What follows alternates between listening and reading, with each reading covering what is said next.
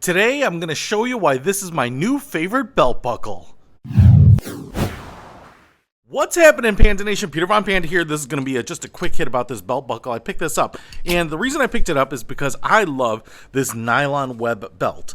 But this web belt is actually a little different from some of the other nylon belts in that it is stretchy, which is great. It's actually really stiff, but it does stretch a little, and that's nice if you're active, you're moving around, you have a belt that's not cutting into you, you can kind of just moves with you a little bit. And this stretchy web belt here, for some reason, is really cheap. And one of the big reasons it's cheap is that the buckle it comes with is just garbage. It's just like a sheet metal clip, and it comes open all the time. It's not really secure, but I really love the belt and the material, but I wanted a better buckle, so I found this. Now, this buckle wasn't very expensive. It was only about 15 bucks.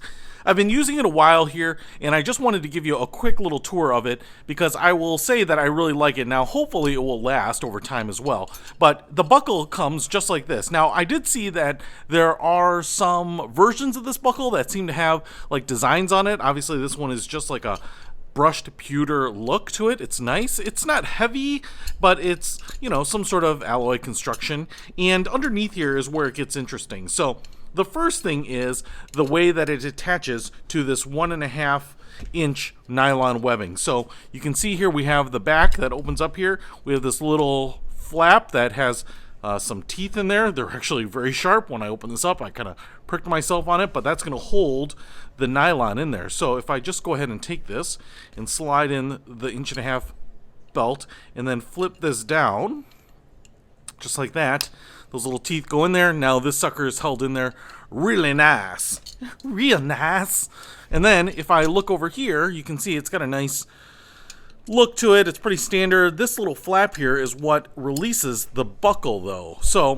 Or releases it off the belt. So what I want to show you here is that underneath, when I open this up, you can see that there is a little tab, a little kind of big tooth here that will cam into the belt when it's slid under there. And so when I push this down, it's going to kind of lock that belt in. But then if I want to release that buckle or that belt, I'll just lift it up and that'll release it and let it slide out. So you got to lift it up to get the nylon through there. But now if I pull this down, what you can see is it presses in there and then kind of snaps into place, and now it's not going to move, right?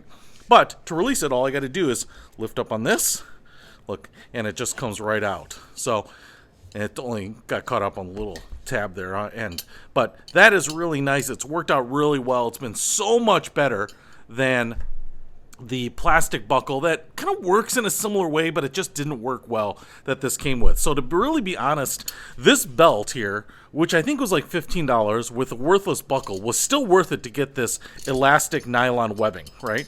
But then to spend another 15 bucks, I'm only out 30 bucks to get really a useful, utilitarian, stretchy, comfortable belt with a really innovative nylon here, but with this really awesome buckle. So I think that's still a really good deal overall. You just kind of have to Frankenstein it together yourself. So if you want to pick this belt up with the nice stretchy nylon or the belt buckle, I'll put links to both of them in the description below. Peter Von Panda, out.